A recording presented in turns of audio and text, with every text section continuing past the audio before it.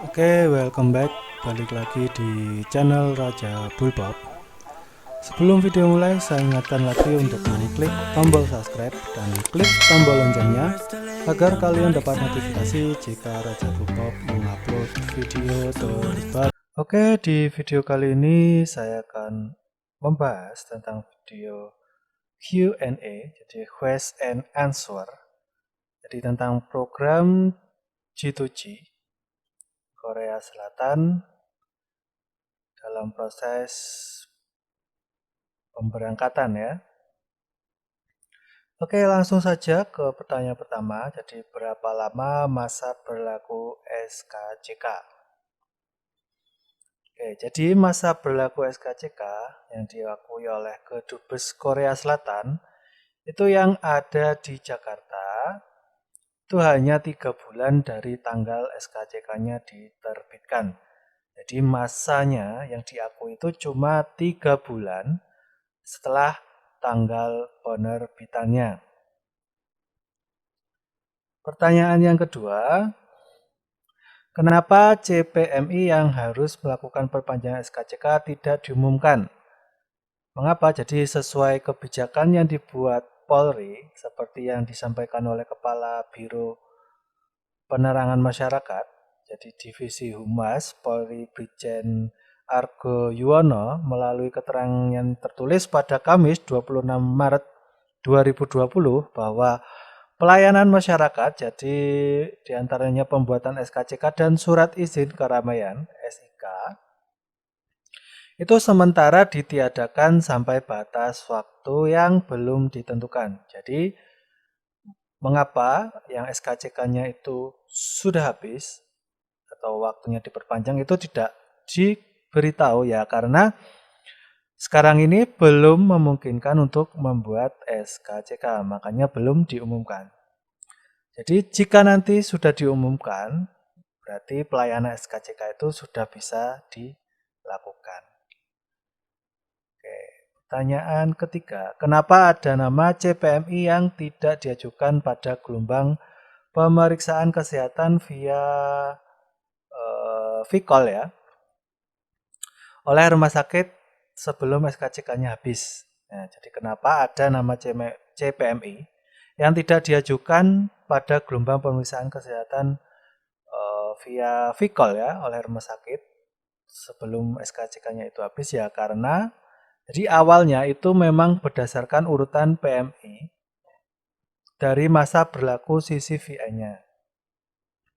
Namun karena masa berlaku SKCK-nya dan MCU-nya ada yang akan habis dan karena keterbatasan kuota, jadi setiap gelombang pemeriksaan rumah sakit ya, yang sekarang ini juga lagi fokus dalam penanganan pasien COVID-19, jadi sehingga tidak bisa melaksanakan pemeriksaan dalam jumlah yang banyak ya. Jadi itu terbatas oleh kuota karena rumah sakitnya juga itu lagi menangani COVID-19.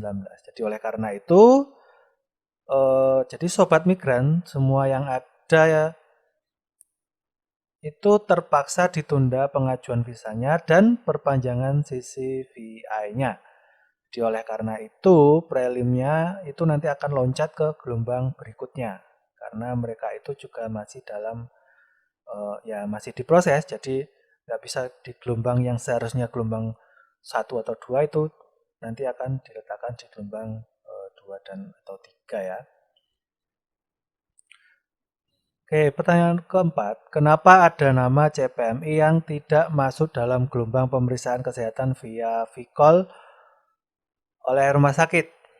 Jadi kenapa ya? Karena banyak masa berlaku SKCK dan MCU-nya itu sudah habis di minggu yang berjalan. Maksudnya minggu berjalan itu ya seminggu, tinggal seminggu ya yang jadi mau diajukan, tapi itu masanya berjalannya cuma tinggal seminggu. Jadi itu tidak memungkinkan untuk mengajukan penerbitan CCVI yang baru.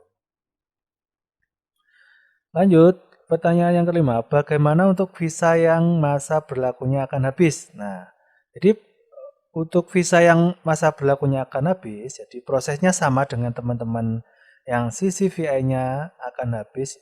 ini ya. Jadi akan diberlakukan perpanjangan ke HRD Korea Selatan dan apabila disetujui maka kedepannya akan diajukan kembali visanya. Sama seperti pengajuan visa baru ya, dengan melampirkan dokumen persyaratan MCU dan SKCK dan membayar kembali biaya pengajuan visa. Jadi pengajuan visa itu harus bayar lagi ya.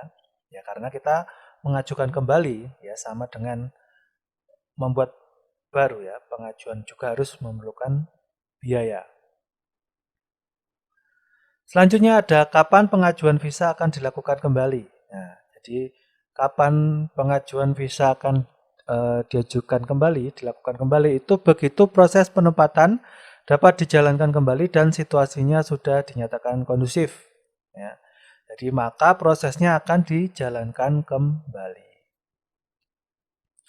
Selanjutnya, kenapa proses pengajuan visa itu berlangsung lama dan belum ada panggilan dari Kedubes Republik Korea Selatan yang ada di Jakarta? Ya, karena pengajuan visa di saat ini itu memerlukan waktu minimal 14 hari kerja ya.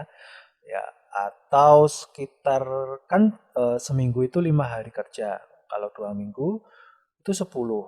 Berarti sekitar 3 mingguan ya. Jadi 2 minggu lebih lah untuk proses pengajuan visa saat ini. Oke, kita lanjut. 8. Kapan ada prelim lagi? Ya, jadi sekarang ini sedang dirancang konsep prelim online ya. Jadi semoga saja konsep ini cepat jadi atau kita menunggu situasi kondusif. Jadi prelimnya sama seperti prelim biasa ya, kembali jadi langsung ya. Jadi kita langsung datang ke tempat prelim.